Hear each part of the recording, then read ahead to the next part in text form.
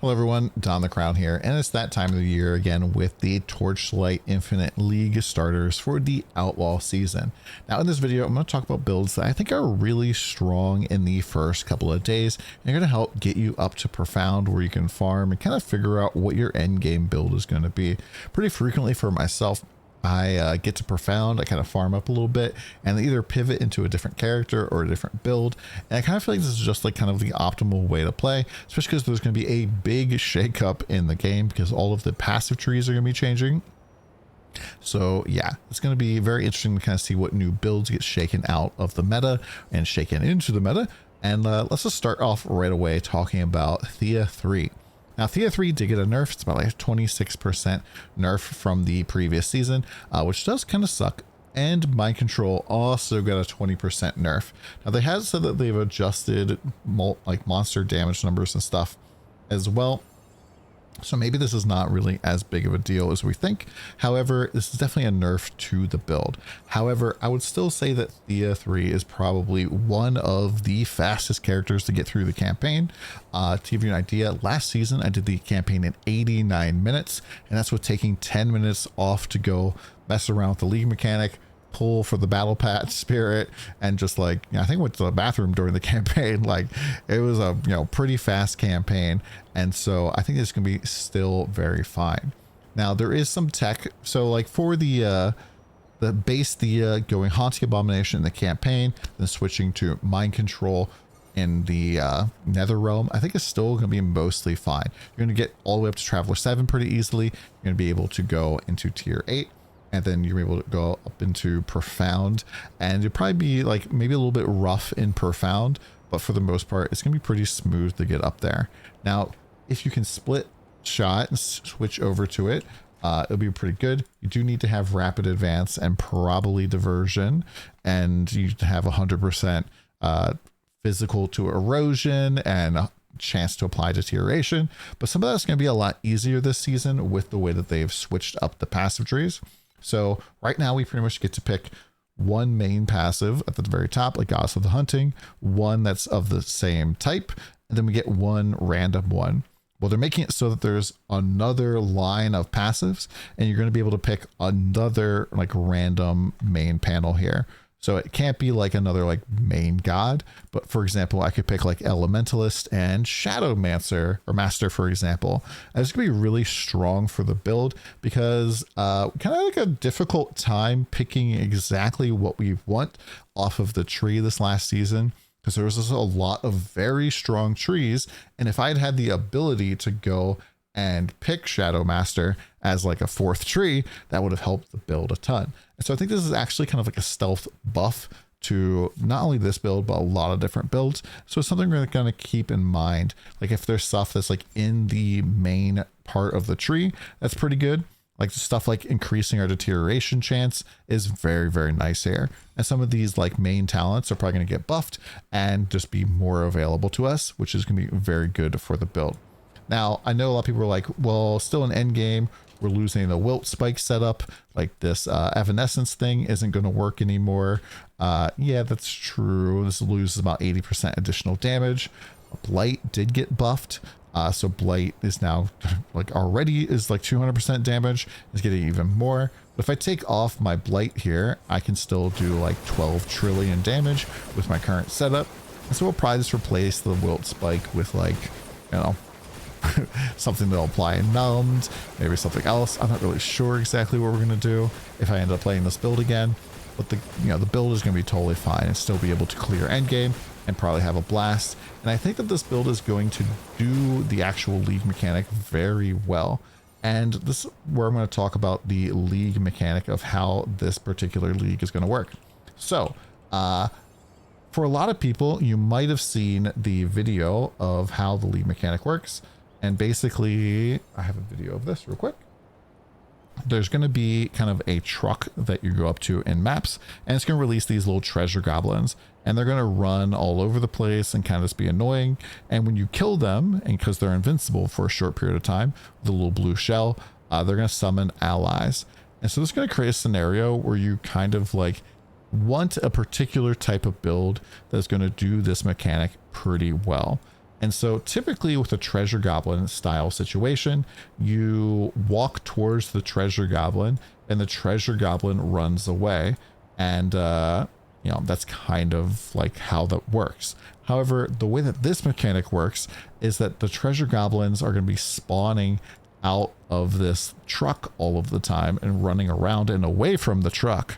And so you kind of end up with like a loose clustering of like, maybe there's a couple treasure goblins over here, maybe there's a couple over here, maybe a few ran back over here. And so if you just chase these ones over here, you're gonna be like missing out on a lot of the loot and a lot of the action.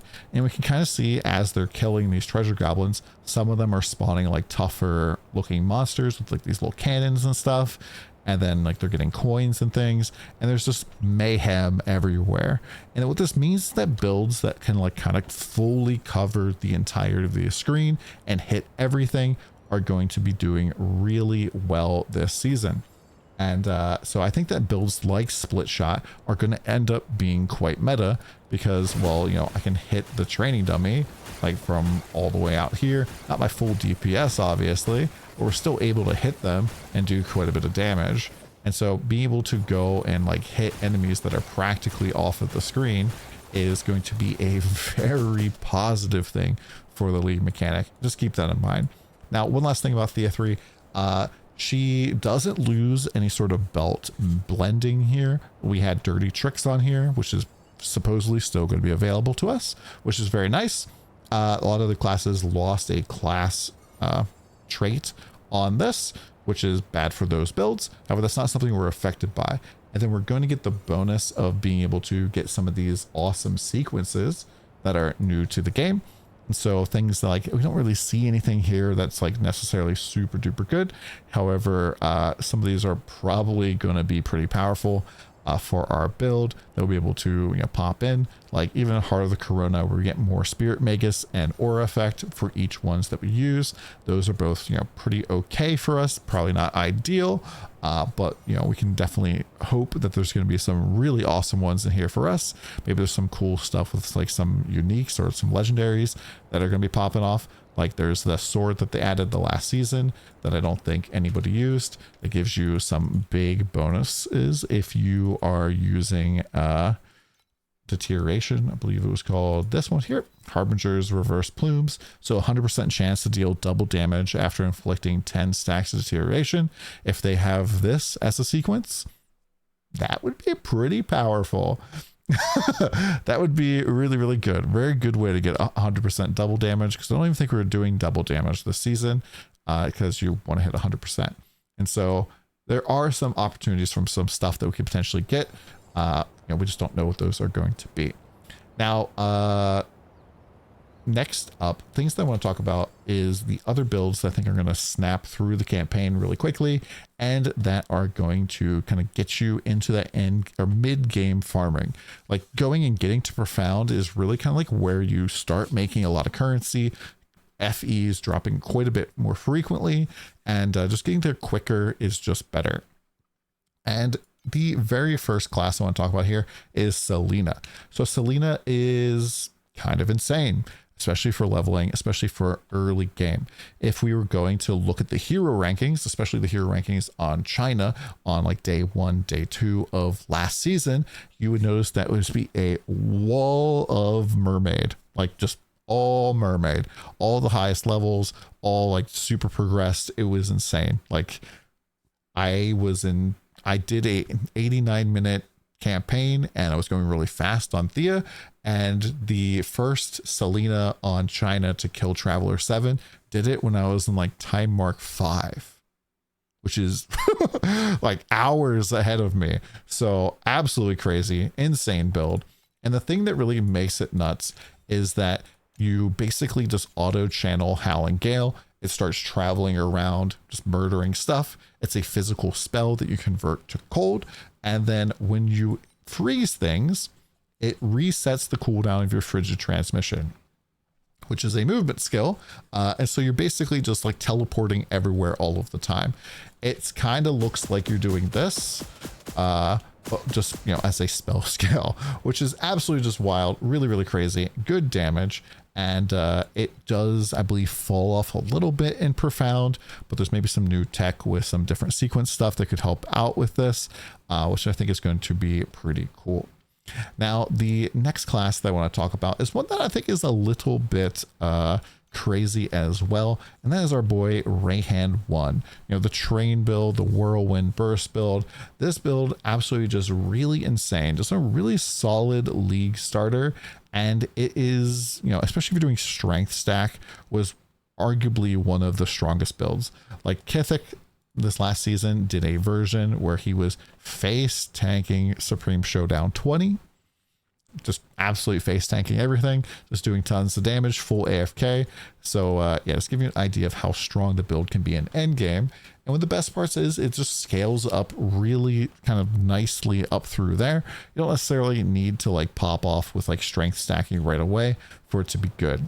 They did nerf Rehan 1 a little bit with the burst scaling. If you don't know how Rehan 1 works, basically you hit enemies with attacks, and then you proc your burst, which is a special attack that does all of your damage.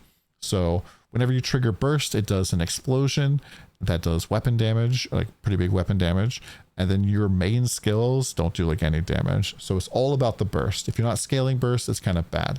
Now, a lot of classes kind of got a big nerf this season because they took away the extra damage scaling from level 20 to level 30 on skills. And that was just 8% increased damage per level. However, burst doesn't give a crap about that. And in fact, burst scales 12% per level, and it just, you know, just does it. And so where a lot of other builds have kind of maybe fallen back in power, burst might be a little bit too strong in power now because you can pop off with this.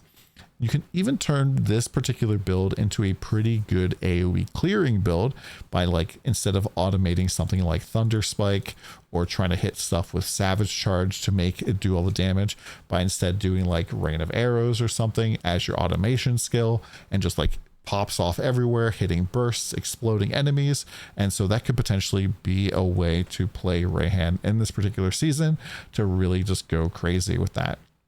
Now, the next character I want to talk about, is surprisingly Bing. Now, I know what you're thinking. Bing? Really? Well, Bing, I guess 1 here, he only has a 1, was surprisingly incredibly powerful this season. And I think that he's going to be really good for the season mechanic. And let me explain why. So Bing Hammer of Ash is actually a melee attack that shoots out a ton of projectiles. And the way that Bing's hero trait works is that when it would, using a non-channeling projectile skill, you throw out a bomb instead with that skill, and you can throw out multiple bombs. And so what you can do with Hammer of Ash is you just throw out Hammer of Ashes and they just hit all over the place. Now, you are kind of limited in your attack speed. You can only throw out, I think, bombs every half second, but you know, this is clearing like the entire screen. So I think this will be a probably very good build for going and doing like just getting up to Profound, clearing lots of trucks, and just getting lots of coins and stuff and taking it from there. I think it's going to be overall very, very solid build. And I did a Traveler 7 run recently with like kind of reasonable levels of gear, like nothing super duper crazy. Stuff like Furious Man's Loud Song gives you a lot of damage when you're consuming Demolisher charges. Furious Man's Body gives you quick return, which is pretty good. Getting boosted Devastation, you know, this gives you more damage as well. So stuff like this is just very solid. And we just did like a God of Might with Warlord and Marksman. And I think this is going to be an overall pretty solid build for sure. And whether or not it's going to continue to scale super duper up, and we'll just have to kind of see. But I do think that this is a very solid under the radar starter for sure. One of the reasons for this, though, is that I think on day 3 of the previous season, my friend Naz, one of the guys over at HeroWick, basically started the game and almost caught up to me playing Bing. his character was incredibly zooming, incredibly fast, and just doing tons of damage. And you don't really need to heavily invest into like a lot of stuff. Like maybe Furious Man's Loud Songs can be very expensive early on, but like stuff like the Furious Man's Body is probably going to be a reasonable price. Same thing with Boots of Devastation. Maybe with more people playing Rosa, these items are going to be more expensive, but like it's just going to be a very solid starter, I think, for you. Next character I want to talk about is Erika 1. Erika 1 is kind of just like a standard, very zoomy character, get you through the campaign really, really fast. Tons of movement speed, tons of attack speed. Is absolutely just popping off, doing lots of work. And I think that this character is still just going to be really, really good and just, you know, be amazing. Like Thunder Spike, I think is still very, very solid. You do quite a bit of damage with this. And pretty much the way, like with the new willpower support this season, you can just like move around like this. And if you never actually walk anywhere, you get to keep the standing still buffs, which is pretty solid. And just kind of just pop off with that. I was also using 2 different imbues here. So like Thunder Imbue is probably going to be very good for Erika. Same thing with the acuteness buff. They're pretty much making it so that you pop out a ton of swords. To basically every 4th time or 5th time you hit enemies, it does extra damage, which would be pretty cool. And then the Thunder Imbue will give you a whole bunch of damage when you move a whole bunch and then attack enemies. It'll shoot out a ton of lightning. I think both of these are going to make the build clear very quickly and still do bosses and stuff very solidly. And this is a very classic build. Like we have Ranger, Blade Runner, and Goddess of Hunting. And I think that like I'm not really sure what I would do for the next tree, but something like, you know, maybe even like going into other spots in here like Marksman or something could potentially be pretty good. Just gonna kind of figure out for yourself like what you want your 4th tree to be. I'm sure that like a lot of people will be picking up Warlock if they weren't able to pick up Warlock, or the new, I think it's called Lich passive tree as well, could be pretty good.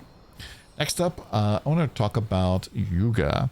So Youga 1 is one of like kind of the OG characters, especially with Chain Lightning. I think Chain Lightning is going to be incredibly strong in the start of the season, just because it chains around, hits a whole bunch of enemies, have pretty good clear, but then it'll also potentially go and I cannot click any of these apparently. It'll apparently go and like kill the treasure goblins for you, and it's kind of bounce around. I don't know why none of these are working. Kind of strange. Well, I guess the hero rankings are broken. But yeah, I think that like Youga is just a really solid starter. You don't really need like any of the automation tools that you need for other characters, which is kind of like a big quality of life bonus, since your clones are kind of just running around and murdering stuff for you, which is pretty solid. And I just think that it's going to be a very, very, oh, it's because we're on solo stuff now. That's why. 1 second. Okay, here we go. So basically like going and doing Youga 1, I think it's going to be just a very solid league starter for a lot of builds. Just going, getting things like Beacon on Amulet, very easy to get from campaign level gear, and just absolutely just popping off. And just having a skill that inherently wants to go and chain around to a whole bunch of enemies is just really, really solid. And it's going to be really hilarious to kind of see how that works with the treasure goblins, because I'm kind of going to assume that one of the big pain points is trying to get to all of them as they run away from the truck. And so just having a skill that bounces around is going to be really good. Now, the next character I want to talk about is a character that's going to be really good when lots of enemies pop up on the screen, and that is Gemma 2. Gemma 2 might be one of the stronger league starters here. If I was going to do a tier list, I don't really want to do a tier list. I would say that this is going to be pretty up there in terms of speed and in terms of being able to play multiple different builds. So early on, you can definitely play like Ring of Ice. You can go and play Frost Terra, pretty popular. You can go and play Icy Blade. You can play the Ice Shards, I believe it's called. It's like a Frost Blades from PoE style skill. I don't know if it's on here right now. But all of these different things here, Blizzard even, they showed Blizzard a lot in the trailer. Frostbite is what it's called. So I think there's a lot of different skills that you can go with this. But the main reason why I think that Rosa is going to be pretty popular this season is because she's just all about freezing everything on the screen, which is a huge defensive layer for your character. If enemies can't hit you because they are frozen, then and they stay frozen, 100% additional freeze duration, pretty insane. Whenever you hit an enemy for the first time, you instantly freeze it. So pretty stinking wild. I think that she's going to be a very powerful character. And then, hey, when you inflict a freeze, you cast your cold pulse everywhere on like a 0.1 second. So you pretty much just like hit an enemy, freeze a whole bunch of stuff. And so the goblins, basically, when you kill them, they're going to spawn more enemies, and you're just going to immediately lock them all down, which is going to help you be very, very safe in mapping. Just going to feel really good, give you a lot of clear speed.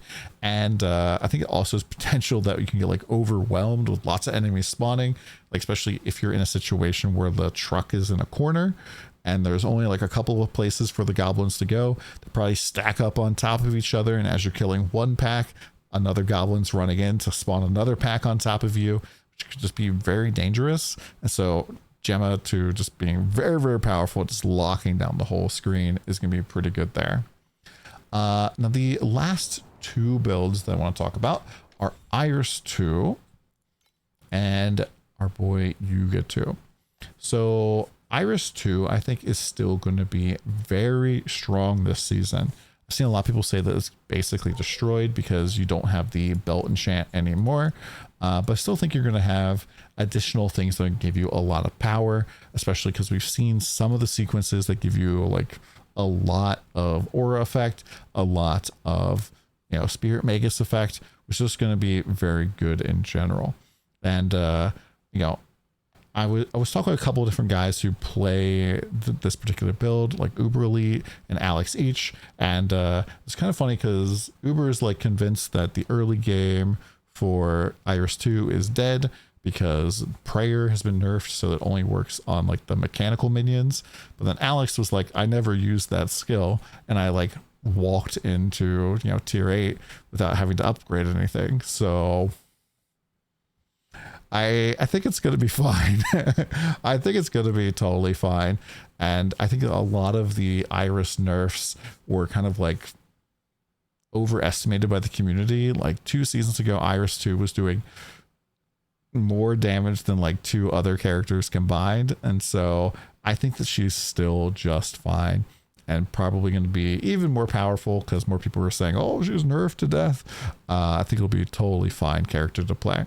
And yeah, just have to make a little bit of adjustments. And like I said, we've seen already sequences that are very strong for that particular character. And like, if we look at our total DPS like tooltip, Alex is #1 here on all of NA, which, maybe doesn't mean anything, but yeah, pretty high number. Lastly, let's talk about Youga 2. And we'll do some honorable mentions as well.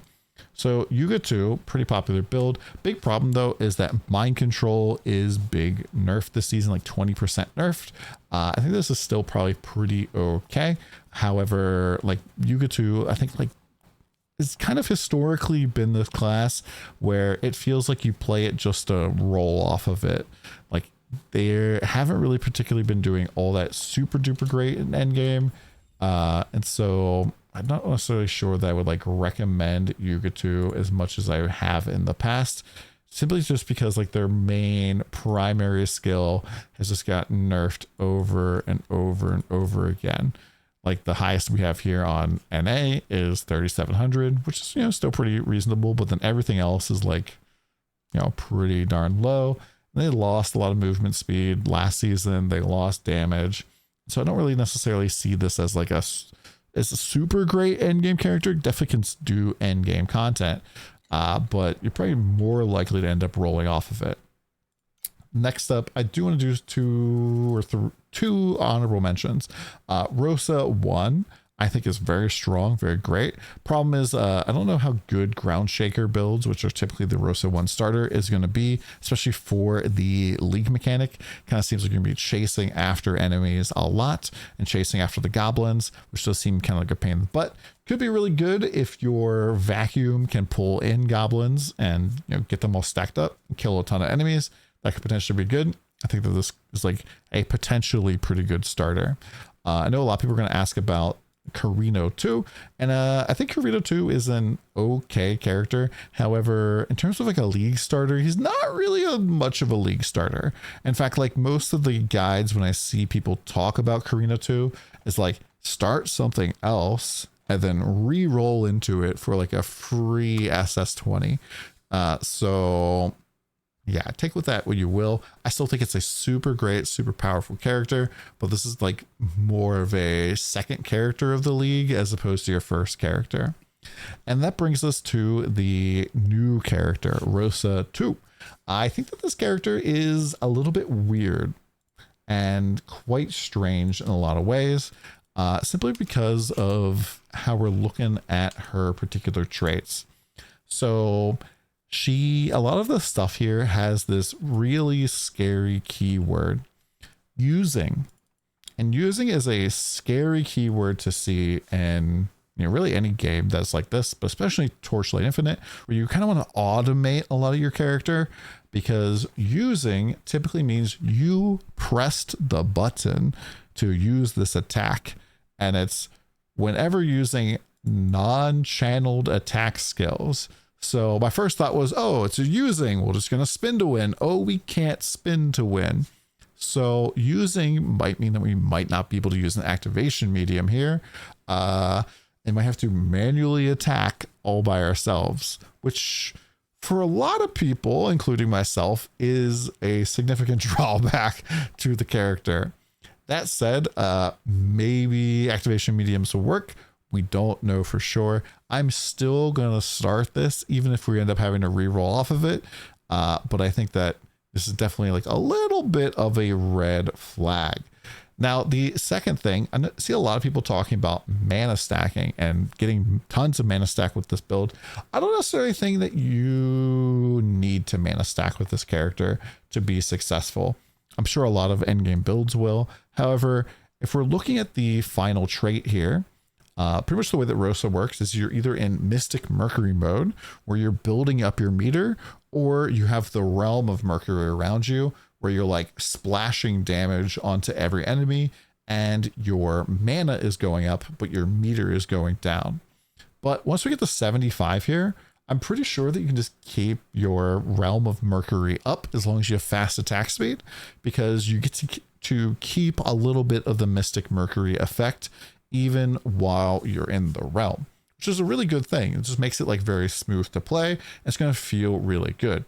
And you're going to get 44% more damage while you're in there. You also get to keep you get additional elemental damage from Mystic Mercury as well. You get to keep 40% of that. So it's like another 10%. So it's quite a bit of damage. And then when you actually look at mana stacking here, it's for utmost devotion. So basically you can now consume mana besides just attacking with your normal skills. Normally you don't have any mana cost, and you probably gonna be about 2,800 mana every second in order to keep up your realm, which means that you need a lot of mana, and you need like 30,000 mana or something like that. You need 30,000 mana to hit the max breakpoint here. And unlike a lot of other heroes, where like as your hero trait goes up, it like scales itself, this just raises like the lid. And so if you actually had a level 5 hero trait, you would need 40,000 mana to take advantage of it, which is a little sus, not gonna lie. And so for all of this, what exactly do you get? Well, at level 3, if you're at maximum mercury value all of the time, you're going to get 0.2 elemental damage per element per mercury value, which is probably about 400. So we're looking at about 80% damage. And if we compare that to the 110 times 1.44 that we get down here, that's not really all that big of a difference between the two of these. That's without stacking mana. You stack a lot of mana to get this. Now, there are other benefits to stacking mana. It's very, very true. But something kind of to keep a thought on. Also, it might be difficult to burn this much mana. We don't really have very many good ways right now to burn mana besides like mana boil and attacking. However, if they change up the passive so that we get something like our percentage mana consumed whenever we attack or something like that back, which we had previously. I'm hoping they're putting back in. This could be very easily achievable, but with current methods, it's very difficult to burn like 2,500 mana per second, basically.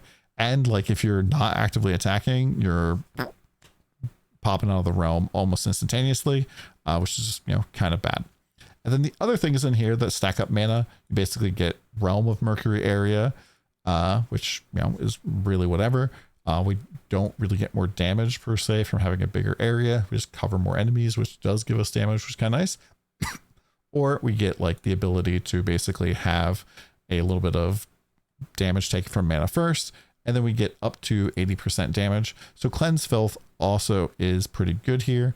However, over here, you can still go up to 80%, although it's probably gonna be closer to 40% versus bosses.